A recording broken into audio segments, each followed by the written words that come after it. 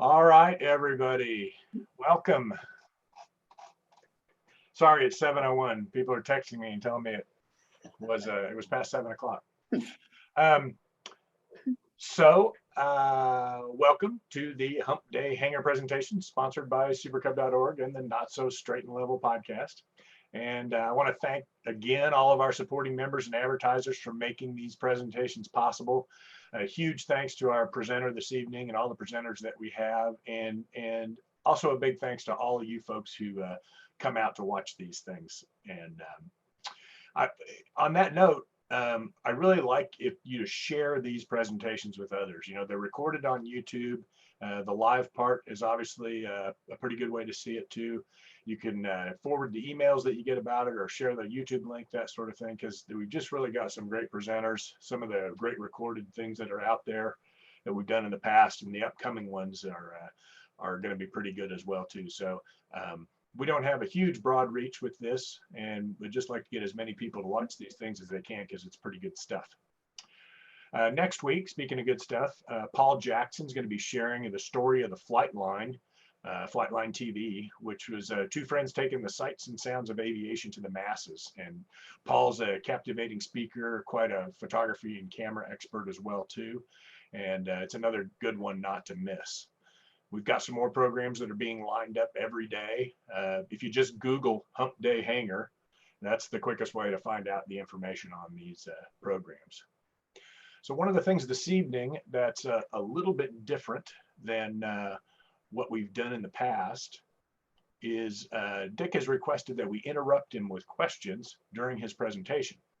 So to ask a question in Zoom, if you want to verbally ask a question, you need to click the little participants button and then click the little hand raise button. There's a little raise your hand button on there. So you'll need to do that if you want to ask a question that way. You can also click the chat and use the chat button, or use the chat feature and ask a question, and Laura or I will be giving Dick those chat messages. So don't send them directly to him, because he's not going to see them. You need to do that to everyone, and send your questions that way. So that way we can get questions to him and interrupt him while he's talking. So you can also send questions through the YouTube chat, but just got to bear in mind that there's about a 15-second delay between the live thing and what's happening on YouTube. So if we get in a spot where we've already moved on a little bit, we may or may not get those questions in. Also, it's another thing that's going to be a little different tonight is I'm actually going to be running the slides, because Dick is running on a cellular connection. So if he pops off for a few minutes, don't panic. He'll be back. Hopefully by talking about it now, that's not going to happen. So but we'll just hang in there if that happens, and should work pretty well. So Dick Williams has been a licensed pilot since 1972. He holds all fixed wing and instructor certificates, several turboprop and jet ratings, and has flown over 18,000 hours as an instructor, charter, government, and corporate pilot. He was also an FAA designated examiner for 10 years, and Williams started one of the first mountain flying schools in Idaho in 1985. He has over 8,000 hours of flying and instructing in the mountains in canyon terrain. Welcome, Dick Williams. Thank you very much, Steve. I appreciate it. I'm going to get your slides going here too. Yeah. First, okay. I'm going to do this. I'm going to spotlight you, and then I'm going to go over here and go like this and hit that.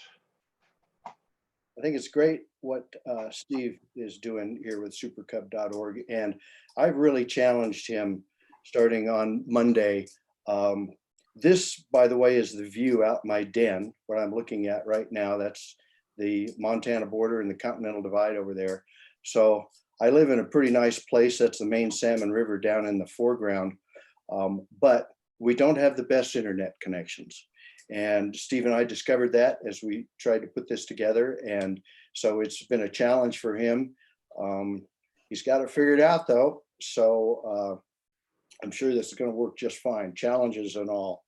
One thing that Steve didn't say is I've been a member of supercub.org since 2003. And I've got this classic hat to prove it. I'm not sure exactly when that came out, but I'm proud of having been a part of this for a while now. And before that, I was part of the Super Cub Pilots Association that Jim Richmond founded. And several of you might have been with us back in those days. Jim also put out a newsletter. And for about 6 years, I was the safety editor, putting out safety editorials in that newsletter. And we'll talk about that a little bit later. I've got a new book that's going to be coming out shortly, and it's going to be a compilation of those safety editorials, along with the stories of a couple of Super Cub rebuilds. So we're going to talk a lot about Idaho tonight, kind of try to focus on that. So I thought I'd just start with that little scenic view. Oh, that's not Idaho. We have to hit a couple of things before we hit Idaho. That's my son, who's an F-22 pilot. And in his days off, he flies a T-6 in Hawaii. He's with the Guard unit over there. And this is a picture taken a couple of months ago over the USS Arizona. So he gives tours over Pearl Harbor in the T-6, which is pretty cool. Oops. Well, that's not Idaho either. Back to Alaska, that's Elmendorf Air Force Base. And that's the Super Cub that my son and I own together. And the F-22 Raptor next to it. So kind of a rare picture. He got permission when he was off floats to fly onto Elmendorf. And we got this picture that's been getting around a little bit now. I think I've got it in Notes from the Cockpit. And you'll see several pictures from Notes from the Cockpit. But you probably have the black and white version because the color version is so expensive. And these pictures, some of them look pretty good in color. So some lucky guys get to fly that one airplane in the morning and one airplane in the afternoon. Not a bad deal. I have written a few other books. The little book on the right there, Aged in Salt Water. If any of you are sailors, like an old salt story, that's a story of me going around the South Pacific when I was 22 years old. This is the latest book Dr. Amy Hoover and I put out. She was the primary author. It's been out a little bit over a year now. And, we talked about giving some flying tips tonight. I don't really want to make this really instructional. If I get a specific answer or question, I'll try to answer it. When I was learning to fly the Idaho backcountry in the 70s, I lived in Grangeville for a couple of years. And Frank Hill was the guru of Grangeville Air Service and backcountry pilot, and did a mail route in Hell's Canyon. And I was going to go into one of the little private ranches that I had permission to go into on the main salmon. And I went up to Frank and asked him how to go in there. He said, well, don't hit any trees. And that is pretty good advice. It hits, that gets most of the points. I think if you're looking for the stuff that I think is, a lot of the stuff I think is important in this book is in Appendix A. And if you look through Amy's axioms and RK's rules, you get just between the two of us about 80 years worth of aviation knowledge that we kind of tell there. But if you have more questions specifically about that, we'll sure entertain them later. One of the best things we like about our book is these fantastic contributors that we got as guest authors and people who could contribute. Paul Klaus, I think you all heard him earlier. My son met him at Valdez a couple of different years, and they got to know each other a little bit. Patrick was asking him about braking techniques and learned a little from him. Mike Doris is probably the guru in the Idaho backcountry. Ron Hanks was the guy who got us OV-10s with the BLM, and I've got a picture of one of them later. Jeannie McPherson, John Reed, all these people, Mike Vivian, of course, the expert on snow ski operations. These people are the tops in their field, and they really topped off the book. Rod Machado gave us this fantastic review, and that really topped it off too. Amy has worked with Rod. I've known him more socially, but to get him to read the book and come out with those kind of statements just topped it for us. Well, we haven't left Alaska yet, but I do need to show you a couple of pictures that made Steve's calendar back in the day. And this was one my son took when he was caribou hunting up in the tundra. And he also took this one down there somewhere on floats. No, this isn't a real good picture.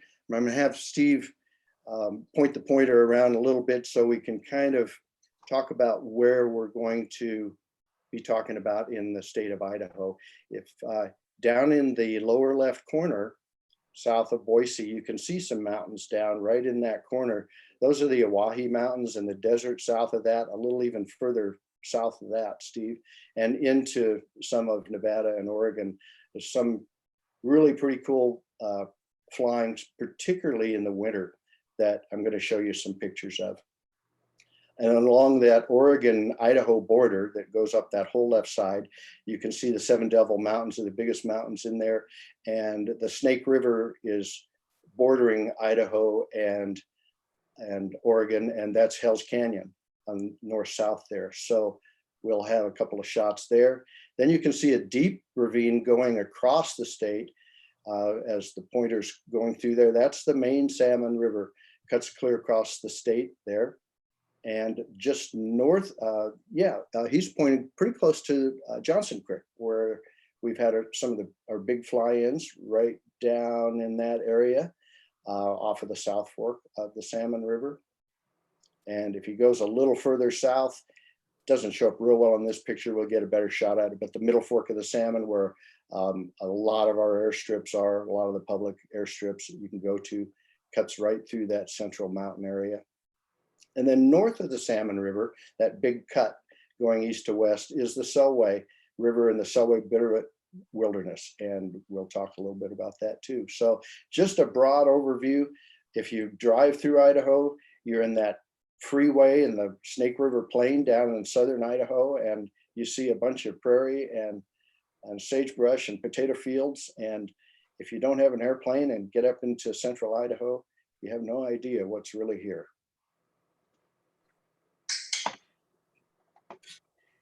Here we've homed in a little bit more to show you. I think if you want to find Johnson Creek, Steve, people can kind of see where the fly-ins have been happening. That's about right here. Yep. Yeah, the little town of Yellow Pine, you can see right north of that. The big basin just to the north of where his pointer is, kind of a big flat basin up a little more to the right there. Yeah, that just to the right of where we are, that's the Chamberlin Basin, that big kind of flat area.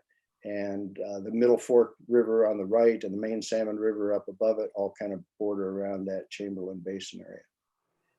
And again, you can see some of Hell's Canyon off on the left part of that boundary. Let's see, I think we can go to the next. This is the Idaho Aviation Association's aeronautical chart that Galen Hanselman helped us with. And lots of, just give you an idea of where a lot of these little airstrips are that we didn't really have on the original Idaho Aeronautics chart. So if you look up at the top, you see a lot of those restricted airstrips along the main Salmon River. I'm going to show you a little bit more about a couple of those. They're private ranches. It's kind of fun to get inside there and see what those really look like. You can see the Chamberlin Basin airstrip, a lot of you probably been to. If we, the Big Creek 4 showing up there, where you see Simons and Vines, Dewey Moore, Mile High, that's along the Big Creek drainage. We'll be talking a little bit more about those. And an airstrip that might, an old airstrip that might be getting open here before too long, just off of the right. If you look at Middle Fork Peak in the lower center there, and just up and to the right of that a little bit, there's an old airstrip called Hoodoo Meadows. And I was one of the last ones to land there in 1985 or so. And it looks like we have a good chance of maybe getting that open in the next year or two. So I'll have some old pictures of that might interest you also.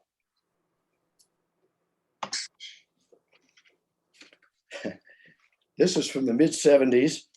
That's me in my younger days, and one of my mentors, Bob Black, who was a Huey captain in Vietnam and checked me out in tailwheel airplanes.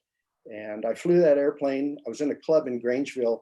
That cost $7 an hour wet to rent. So, I was building time as fast as I could in that thing. As you can see, it's an absolute stock Cub, early 60s model in Orofino.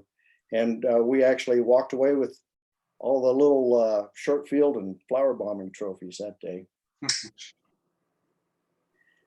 any of you have read Bound for the Backcountry, there's 2 volumes. This is Richard Holm on the right. We're hawking each other's books here at Johnson Creek one year. And if you have any interest in Idaho aviation history, Richard Holm is the man. Most people are surprised to see how young he is. He's commercial pilot, backcountry pilot, great author and researcher. He's working on another book that has to do with an airplane crash in the Selway that is going to be absolutely fascinating. So I had to put a plug in there for my buddy Richard Holm. This is an old lookout in the Selway country you can't see anymore because it burned down, got struck by lightning, and that's Frank Hill in a 206 flying over it. And a pretty amazing picture, an amazing lookout. I don't know how they got it built. They said after the lightning struck it and it burned down, they found the caretaker in the cellar still shaking in his boots. So old history of Idaho there. And if you've read Notes from the Cockpit, I did some predator control for a while. That's the same Cub that's been on the calendar photos, but it was before it was rebuilt, which we did between 2000 and 2003. And that's in southern Idaho, doing predator control with coyotes. And I like the sheep camp and the horse in the background there. And occasionally we would have a little success and we would stop to see what we got. And some of them were still alive. This is a mountain lion. There's a guy named Morris Hornacher at Taylor Ranch on Big Creek, just around the Big Creek 4 airstrips, but University of Idaho airstrip. And we were flying this little guy in to turn him loose and so he could be part of the research. The important part of that picture, Dick, is the 100 lowlet at $1.86. Oh, yes, thanks for pointing that out. I was going to do that. Yeah, you can tell that was a while back, right? And if anybody's getting any questions, figure out how to do the chat.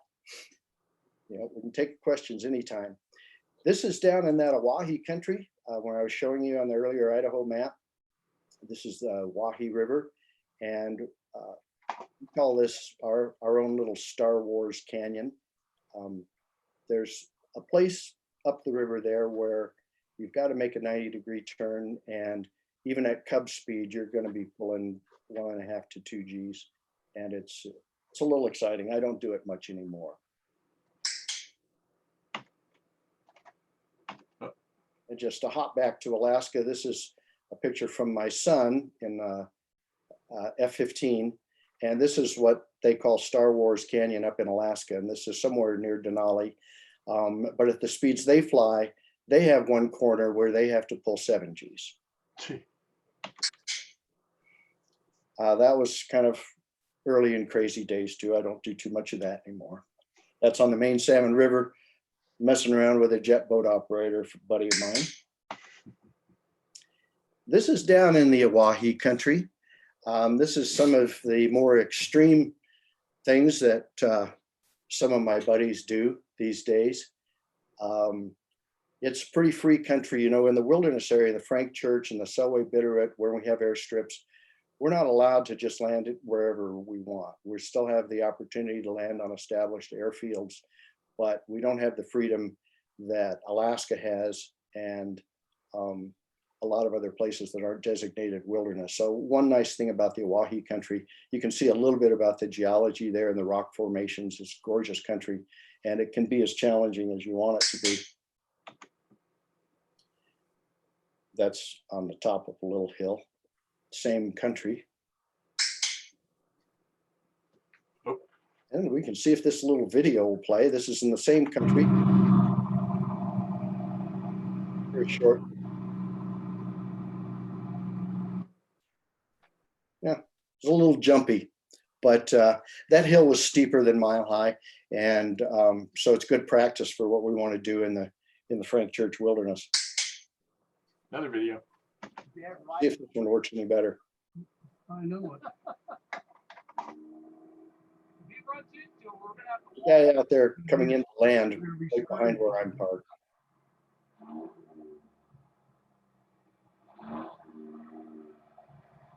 We were landing at a couple different spots right in this area, just playing with it.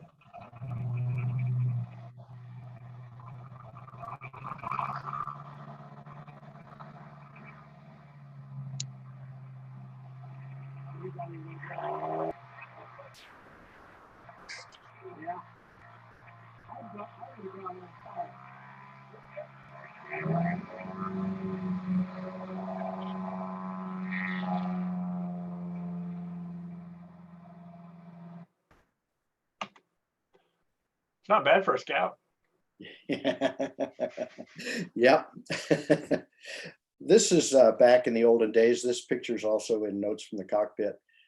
I used to do some ski flying myself. This is out of the Cold Meadows Airstrip. Some of you may have been there in the summertime. It's a lot more pleasant in the summertime. And that's at about 7,000 feet. And so even when it's cold, you know, a 185 has got the horsepower of about a 172, and it's kind of a work. It's kind of a struggle. But, you know, in a Super Cub, as we all know and love, you get some wheel replacement skis and you can go into some pretty deep snow. Never had any trouble at all in snow this deep. And that is what happens when you should have skis and you don't. That's an upside down 206 at Cold Meadows. This guy just tried, he was a friend of mine, tried to operate a little too late in the season with a little too much snow. And I've got the whole story in Notes from the Cockpit, but we made a drop to him after dark, a very, very dark, cold night. And he was fine, unhurt, and had a fire going already. And so it was all a successful outcome, but probably wished he'd had skis. This is one of my favorite places. It's in the Bighorn Craigs in Idaho, which are just east of the lower part of the Middle Fork of the Salmon River. It's called Ship Island Lake. And you can see the little island in the middle of the lake. Looks like a ship, especially on different views. And just a gorgeous little lake. At the upper end of the lake, under the wing there, a waterfall starts coming off of that lake, and it goes all the way down to the Middle Fork of the Salmon River, which is famous whitewater rafting river. And it's virtually a mile down to the river. And I fly down that slot and get some pictures of the waterfall, but it's hard to get real good ones, but we'll give you a taste of it. That's in the upper part, you can see the lake and the waterfall streaming down the side. And then the next picture shows another portion of the waterfall going down there. Pretty rugged terrain, beautiful terrain. A pretty lake. Just a little bit of what you get to see when you come to Idaho. We talked a little bit about the Hoodoo Meadows, the old airstrip that parties are trying to get open. And this is me in a 185 landing on this airstrip. It's pretty well covered with trees now, but the trees in this sandy soil are not deep rooted, and we don't think it's going to be too much of a chore to get them out of there. And we're making some real significant progress that I think is going to come out publicly pretty soon. Looks like we may get this place reopened. It's the highest airstrip in Idaho. It's about 8,000 feet. And this is another picture of it.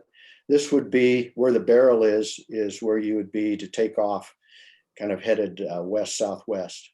And it's a pretty good strip. I never had any issues there, except that it's high, and you want to be done there by 9 or 9:30 in the morning in the summertime. This is another old strip that has been closed. It's called Crowfoot. It's up on the main Salmon River, and we probably won't get that one back. It's just covered with trees now.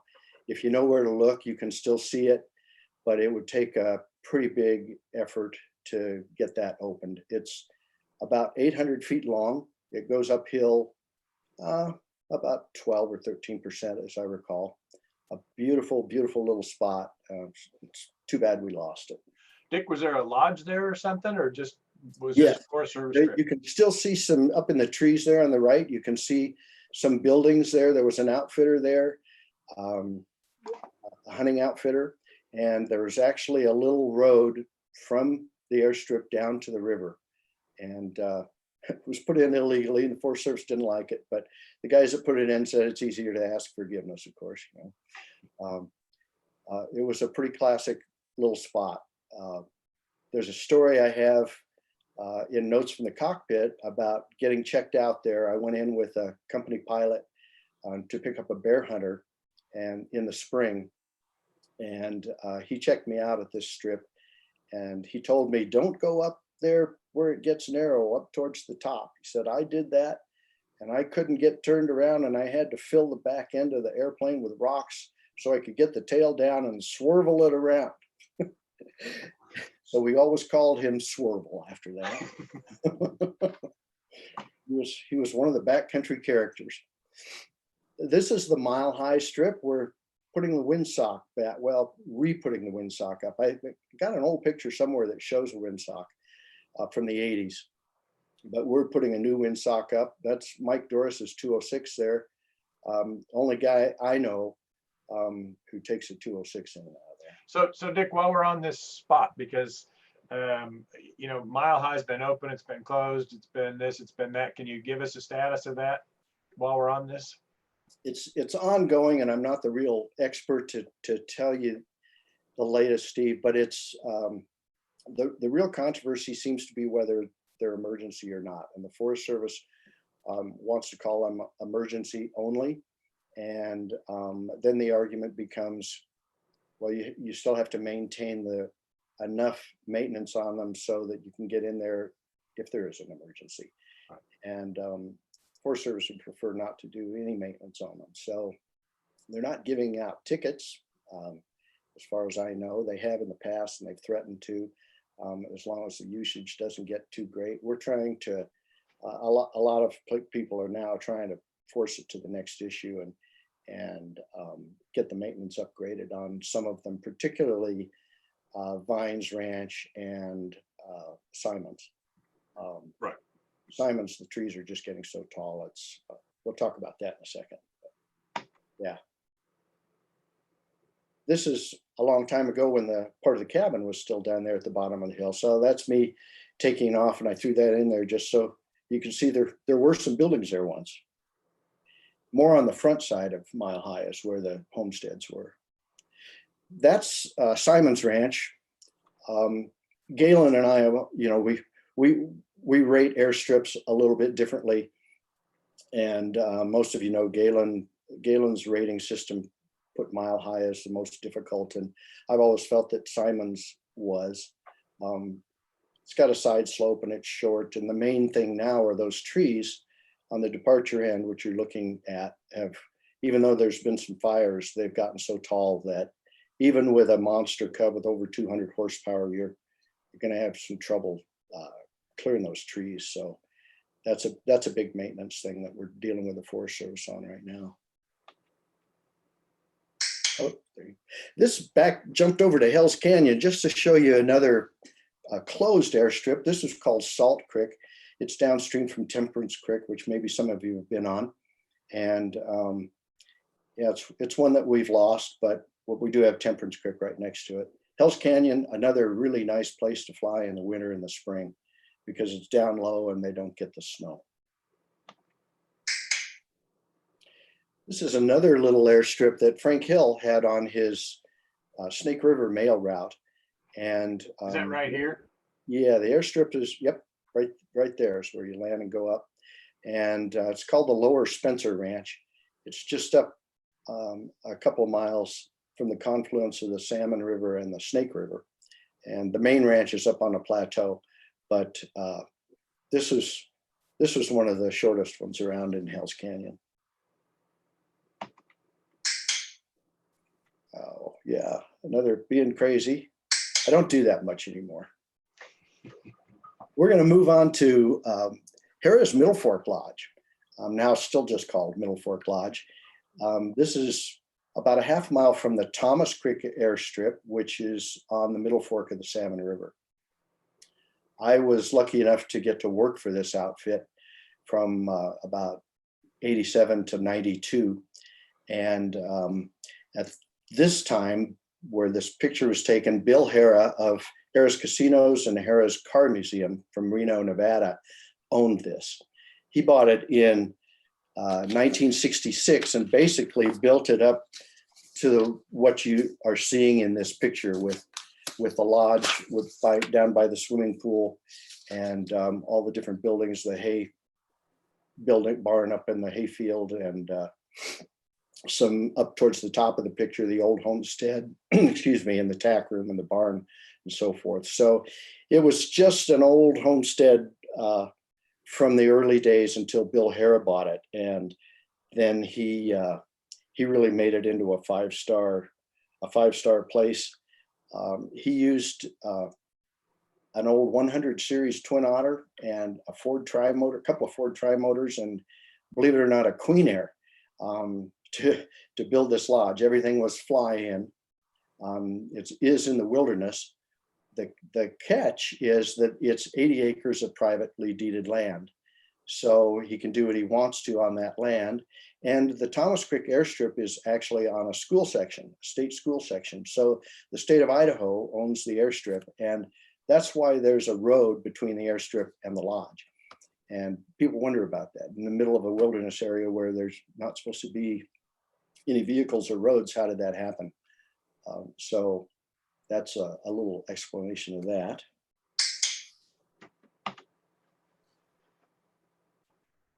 This is out at the Thomas Creek Airstrip, and that's a Ford Tri-Motor that was owned by Johnson's Flying Service, and he hired that airplane to fly equipment in, and that car, the bus, the Model T bus, was helicoptered in. These were two of Harrah's airplanes, a 300 series Twin Otter and a Cessna 206. This is actually at Lower Loon Creek. Some of you may have been there. It's the shortest airstrip on the Middle Fork. It's about 900 to 1,000 feet long. We're actually getting a little bit more length on it right now.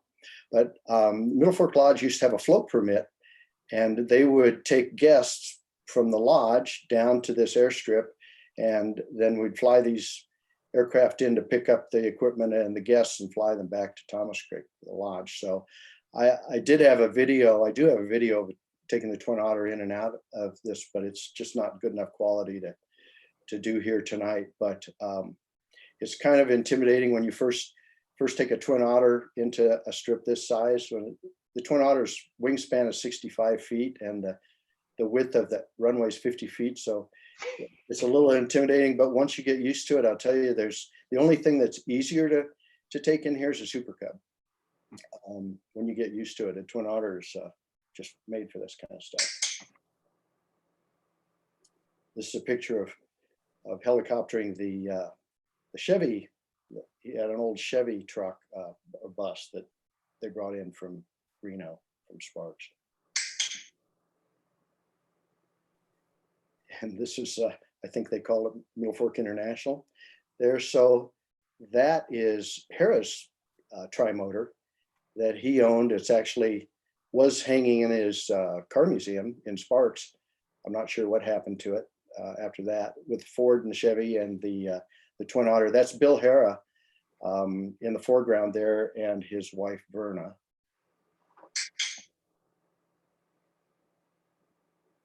And this is over at the lodge with some of the vehicles.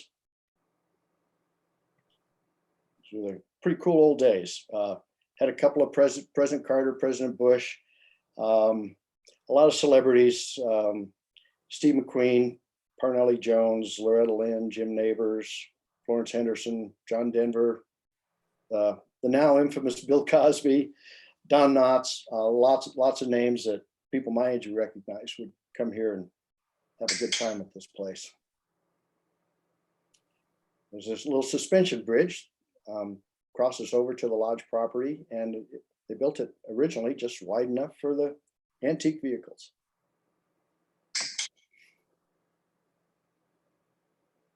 The tri-motor again, the chief pilot, Bill Blackmore, he was quite well known for the time. When they were building the lodge, they would fly stuff in from Chalice. When the Twin Otter was doing it, sometimes it would do 14 trips a day. Just shut down one engine to load and unload, and had two separate crews, two pilot crews. One would work in the morning and one would work in the afternoon, and literally wore out a 300 series Otter. In the foreground, the lower left there, that's a picture taken out of the cockpit of the tri-motor on final to Thomas Creek. You can see the airstrip down in there.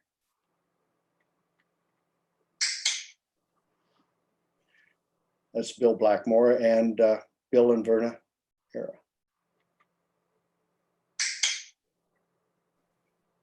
One other.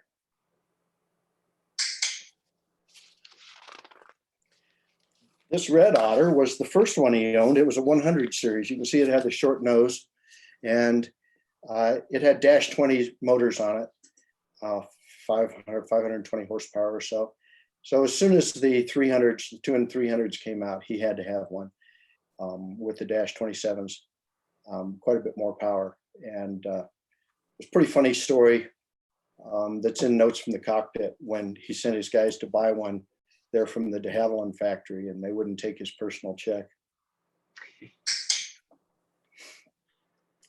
This is the airplane I flew. You can see the single digit N numbers. They're kind of cool. Bill Hara liked aviation. He had helicopters. He had Falcon Jet. He had Jetstar for a while. They all had single digit Hara N numbers. One time he had to buy a helicopter to get the N number because the guy wouldn't sell the N number. So he owned a 1 through 9 hotel. And hey Dick. Yeah. We got a question here. What kind of load would the tri-motor carry? Oh, I wish I could tell you. All right, you get one question and you can't even answer it? No, doggone it. I know they'll haul a mule because I know a story about one hauling a mule out of Moose Creek. A tri-motor also hauled, if any of you have been to the Flying Bee Ranch and seen the suspension bridge across the river there, the tri-motor hauled a cable wrapped around the fuselage, hauled a cable in a tri-motor. So they've done some pretty strange things. The tri-motor was the first smoke jumper platform, and I believe they flew 9 jumpers, 8 or 9 jumpers, the same as we did in the Twin Otter. So they packed a load for sure. In this picture, we're hauling fuel. We had a 300-gallon tank that would bolt to the seat rails in the Otter, and you can't see the fuel trailer behind that Jeep, but it would just pull up to the airplane and would gravity feed the fuel into the trailer and then go back to Chalice and get more. The hydroelectric wasn't working very well. It's been rebuilt since then, especially in the winter with the low water. So they would run on diesel generators. Also, you can see that the tires, either picture's fine there. This is what was called the intermediate gear. We did operate in the winter, and they would not plow much, but pack the airstrip for us. And one crew did fall through a crusted snow once, even with the big tires. So we kept the bigger tires on. This is a typical crew that we would fly in and out in and out of the lodge. It's me on the right, and Bob Cole, who is a pretty famous river guide. He was actually Bill Harrah's personal fishing guide when Bill Harrah started coming up to Idaho. And then when Harrah bought the lodge, he moved Bob in to be the general manager and the chief guide at the lodge. If you've been to Thomas Creek, you may have wondered what those two concrete pads are in front of the shed, which is now a hangar, but you can see what they're for now. The next owner of the lodge, John McCaw, bought the lodge and the airplane, and we put those concrete pads in there to save the propellers. That is from Lower Loon.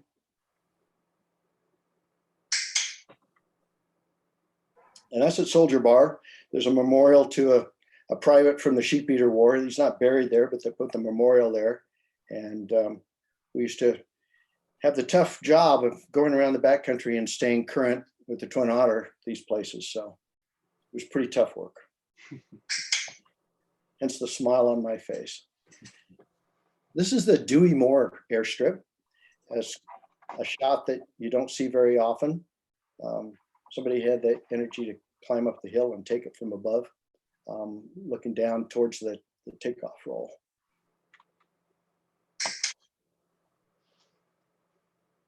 Some of the current backcountry legends right here.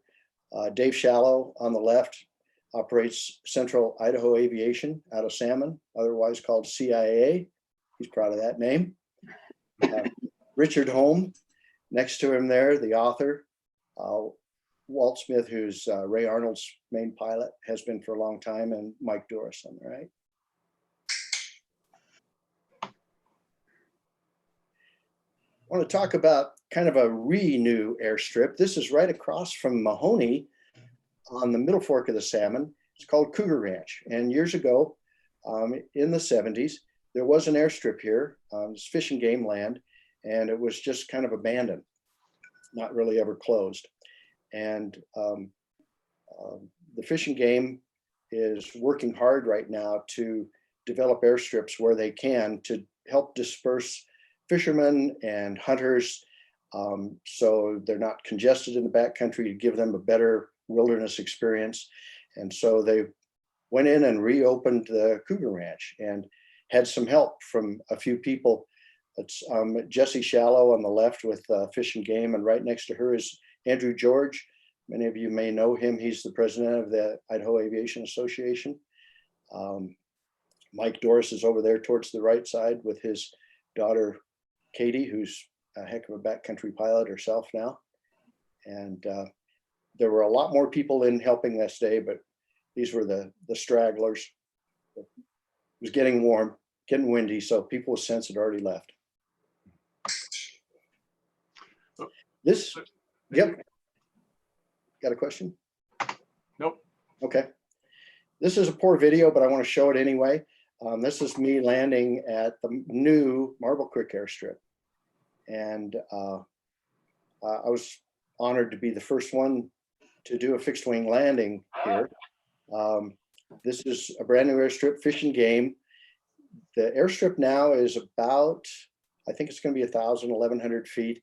I had 600 feet to land on when I came in, and wanted to make it half of that, and I did, so I was pretty pleased with myself. It's a beautiful spot. We've got a windsock up there now. Outhouse is going to be going in this summer. It's a little bit like a Vines Ranch kind of place, but you know, if you feel comfortable there, you'll love the place. You know, it's going to be a great hunting place, fishing place, whatever, camping. This is a place, I told you I was going to show you some private places that you might not get welcomed at. This is on the main Salmon River. It's called Camels Ferry. And the airstrip is there where the snow is. It's kind of a blind approach. You can see where Steve's running his cursor is where I'm going to be doing the approach. We're going to show you a little video of landing up there. So it's kind of a blind left base, and you make the corner. It's about 800 feet on about a 17, 18% grade. And then right at the top, it gets real steep, about 23 or 4%. a short little place, but a beautiful ranch. And I thought it'd be fun to give you the opportunity to see it.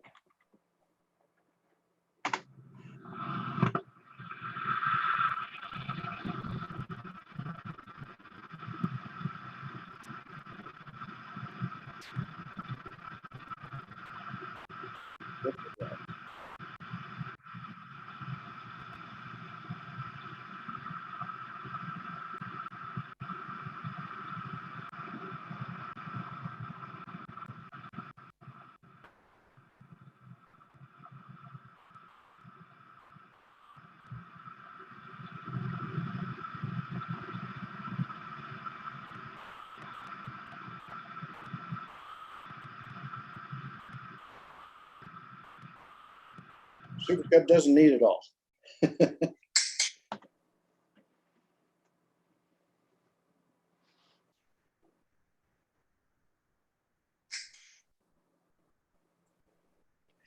I know this is a bad picture, but I just a kind of totally different kind of airplane that has been around Idaho and actually in Alaska too. I mentioned Ron Hanks as one of our guest authors. He was the director of BLM Aviation at the National Fire Center in Boise, and he rounded up 10 OV-10s for us. This is a Rockwell OV-10. It was initially used as a forward air controller in Vietnam, and we got him out of Davis-Monthan, being another government entity, and we used him as air attack platform and a lead plane platform. So we had these things scattered between Phoenix and Fairbanks. We had a couple of them in Fairbanks every summer. And Bob Hoover was actually a test pilot for Rockwell when they were finishing this airplane. And he put together a demo flight and took it all over the place, showing the military what this airplane could do. It replaced the old 01 Mixmaster, and it was a heck of a lot better. A lot of fun to fly, could pull about 7 Gs. We did a lot of unusual attitude training with the pilots. So if they got turned upside down by tanker turbulence or fire turbulence, they would have some idea what to do. Worked out very, very well for us. They were hard to maintain. As it turned out, the California Department of Forestry took them along with a bunch of others, and they still use them today. Ah, yes, and there are P-51s in Idaho. This is Voodoo. I got a ride in the back seat. And the Forest Service did Basler turbine conversions to their original DC-3s. This is one of them, parked outside the fire center in Boise. Big airplane, does a nice job. I got a co-pilot check in one. Just had to throw that in there because it's such an impressive looking airplane. And I compete with my son in air-to-air combat. I won this one. It was on flare in a Lear 45, but we won that one. I retired in 2015. The Lear 45. This is coming into Boise. We were late as usual. It was a little bit dark, but it's quite a thrill to come in under the fire trucks, you know, throwing the arc of water over there. So that was a fun way to end the work. A new book coming out. I hope you're all interested in hearing the old safety editorials on Super Cubs, but also on 185s. And, you know, I want this book to be for everybody that likes our kind of flying, small airplanes, STOL aircraft type flying. And so we'll see what happens with it.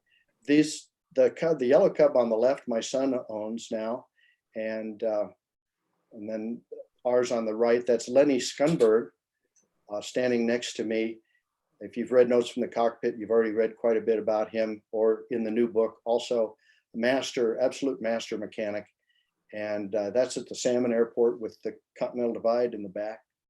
We also, by the way, have a new dirt strip that runs parallel to the main airstrip in Salmon. So come on into Salmon. We've got a dirt strip for your big tires and self-serve gas.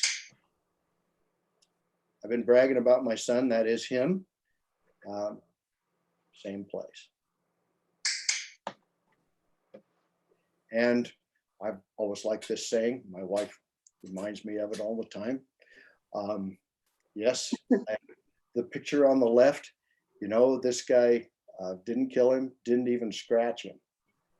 He lost power after dark a few miles east of the McCall Airport and walked away with the short field landing.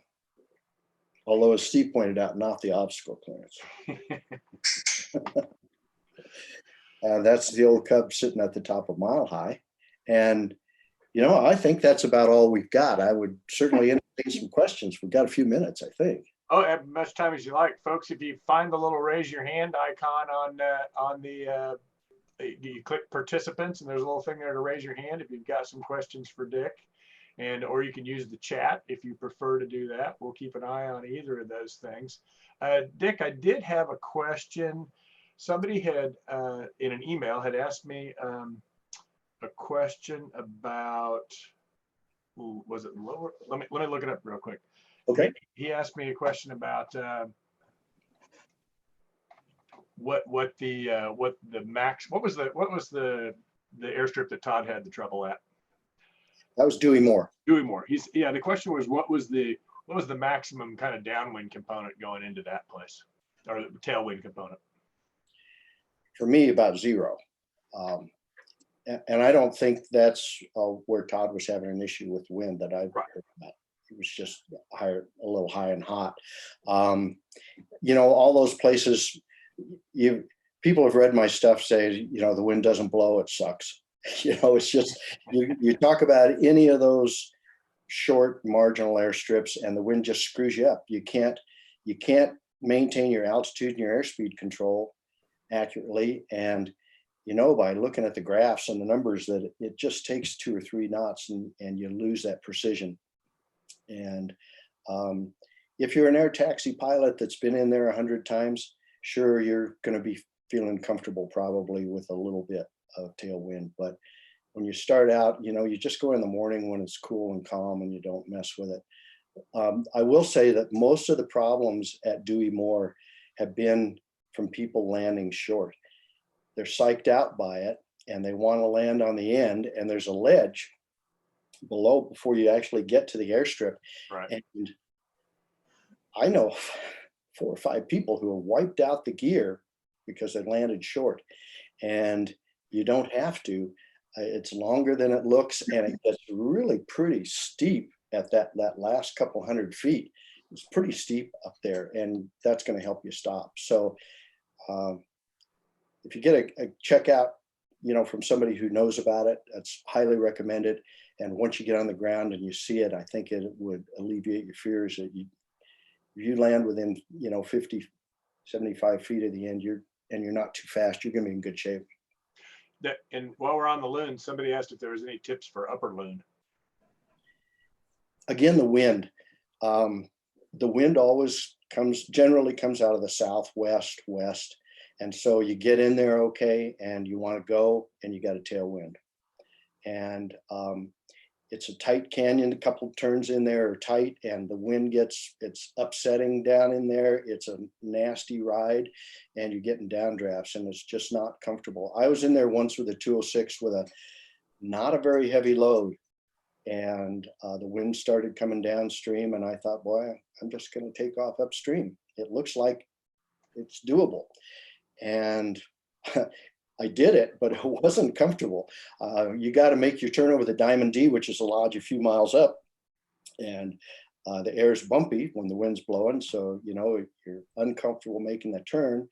And there's room to make a turn around the Diamond D, and you've got to make a turn around there. But also there's a couple of canyons coming together, and the wind just starts swirling around in there. It's a tough place to make a turn. I decided after I did that, I was either going to accept a tailwind or not go. And you're really better off just not going at that point. Right. Yeah, just while we're talking about folks that are going to be, other folks that are coming on the presentation for the next few weeks, just today, Lori McNichol agreed to come on and do a intro to backcountry flying session for us. So that'll be a little more instructive type thing and probably cover some of these areas and a little bit of I think she's planning kind of a little bit of a safety briefing before the season kicks off out there as well too, so people can get get a little bit of a feeling for, that'll be June 10th, I think is the date of that one.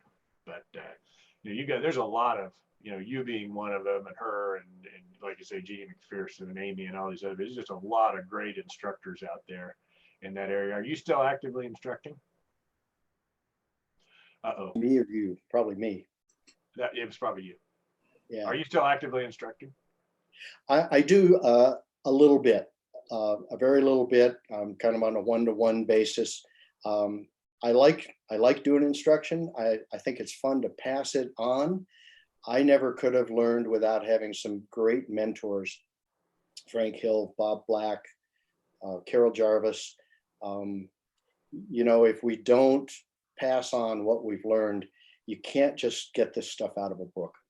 And I think it's kind of our duty and part of what we need to be doing. So you can talk about them all day. It really helps to see them, get on the ground, walk them, look them over. Yeah. What another question here? What's your favorite fly-in and camp strip? I have some secret strips, You had that look like you weren't going to tell. A friend of mine got real upset with me years ago when he found out I was going into a place near Myers Cove where friends of mine, a couple owned it, and it was the best apple pie in the country. And it was kind of a private ranch, but this other guy knew him too. He would have been welcome in there. He was pretty upset when he actually got in there and found out how good the pie was. I think Marble Creek is going to be a fantastic place if you feel comfortable with it. That little Marble Creek going through there, it's off of the air routes. It's off. There aren't people floating by on the river. There's not a main pack trail going through there. Yet it's not far. It's a 3-minute flight from Thomas Creek. So I think that might appeal to a lot of people. Very good. So do you have any words for, some of our big events, a lot of our big events heading out to the west have canceled. There's still, Montana's just about to open up a little bit to, the big issue being that there was a 14-day quarantine for anybody coming from out of state, which makes it hard to go somewhere for a weekend. So Montana's backed off on that now. And what do you know where Idaho stands on that currently? Is there? The governor's opening things up on like a 2-week basis. Our first opening was the 15th, and the first stage, and the second stage is open, I think, June 1st. So it's on the way. It's coming. I think it'll be fine, especially if you're just headed into the backcountry. So right. I think it's going to be getting opened up, unless this thing backfires on us and the cases start growing. Lemhi County, where I live here in Salmon, has been extremely lucky, and Idaho has really. We'll keep our fingers crossed. Is there any quarantine requirement there now? Not that I know of. So I had another question too. That one lake that you flew over and there was that beautiful waterfall that goes down for about a mile. Is there a strip there at all that you can land on? Once Hoodoo Meadows gets opened, you can hike from there. Nice. It would be a good day's hike. It's pretty secluded. It's right there in the center of those Bighorn Craigs, which to me is one of the things I like about it, because not even very many pilots know about it. The air gets squirrely in there fairly early in the morning. So if you're going to take a look at it, it's a small fixed wing early in the morning or a helicopter. And the only other way is hiking. It's going to take a while to hike. But I hiked in there a couple summers ago. It's great fishing. There's a lot of other lakes right in that area. It's gorgeous country. Yeah, the Bighorn Craigs are underrated and they're hard to get to. Hoodoo's going to help that. It's from Salmon. It's a long 3.5-4 hour drive. Wow. So Hoodoo is actually not in the wilderness. It's right next to it. There's a road that goes right to that airstrip. The problem is it's a horrible road and it takes hours, and it's a 20-minute flight from Salmon. So it's going to open that area up to backpackers, which is okay. You know, we like to keep it all to ourselves, but that country can handle a lot more people than it has now. So somebody points out here, Dick, that Idaho has a 2-week quarantine until June 1st Okay. for Did people not- from out of state. thanks for correcting. Yeah. So just so if y'all rush out there, don't Quarantine, call Dick when you get in trouble. quarantine yourself at Johnson Creek, you know, ride the bicycle into Yellow Pine and get your groceries. That's right. The same person just asked when you expect Hoodoo Meadows to open. Bruce Meadows? Hoodoo. Hoodoo. Hoodoo Meadows, you know, that's still under agreements with the Forest Service. There's progress being made. Ideally, you know, as high as it is and as much snow is back there, probably can't get equipment back there until July, maybe even late July. So that's going to be the challenge once all the agreements come together, like we're hoping they will, to get some equipment in there and start pushing trees over. And it's going to be it won't be flyable this year for sure. Maybe, you know, fingers crossed, maybe end of next year, if things go like we're hoping they will. Good. Very good. We don't have any more questions that I'm seeing pop up. If anybody else doesn't have anything, Dick, we sincerely appreciate your time. Well, And you know, I actually I admit to having a couple of your books that I haven't read. I've read some of Notes from the Cockpit, but now you've got me inspired to go dig into that. And the Backcountry book that you did with Amy and the other folks, that's really, really awesome. It was time for a good book on that subject. There were some other ones out there, but it was good to have a refreshed view of it, and having the multiple perspectives is really we're good. proud of it. Amy drove that, and she's an expert writer, and we didn't want to just make it about Idaho. Obviously, we included Alaska, Canada, Australia, New Zealand, Switzerland, to make it as all inclusive as we could. But obviously, we're both here in Idaho, so it's kind of natural and it's a great place to have the focus. But we're pleased with it, and we hope the public likes it and gets good stuff out of it. Well, if you dig up any more copies of those little DVDs, like I think you had the first DVD I ever sold. Well, maybe it was Big Rocks and Long Props, and then yours. I don't know, one of the two. But we used to sell that little DVD of yours. That was a great resource. Amy still uses this in her classes. She keeps telling me, are you kidding me? But I made that in '96, but you know, the mountains haven't changed much. So that's true. That a is few of true. them around there. Yeah. Well, thanks again for your time, Dick, and thanks everybody for coming out tonight. We sure appreciate it. We're doing this every Wednesday until we stop doing it. So far, we've got people lined up till June 10th or so, and I keep trying to line them up as we go along. And you know, mark your calendar at the same time. And I'm always interested in feedback and comments on how these presentations go, things we could do format wise. You know, sometimes the technology is a challenge, like tonight, you know, a little bit with the Connectivity. a little bit of challenge with the connectivity stuff this evening, but I think Take the blame for that. that's okay. That's all right. We figured it out. It was actually good. You know, we do a test thing. It was a good thing we did that in this case. So The guy's a genius. I'm telling you, he's a I genius. don't know about that, but anyway, so thank you all very much, and we look forward to seeing you next time. Thanks, Steve. Thanks, Dick. Thank you.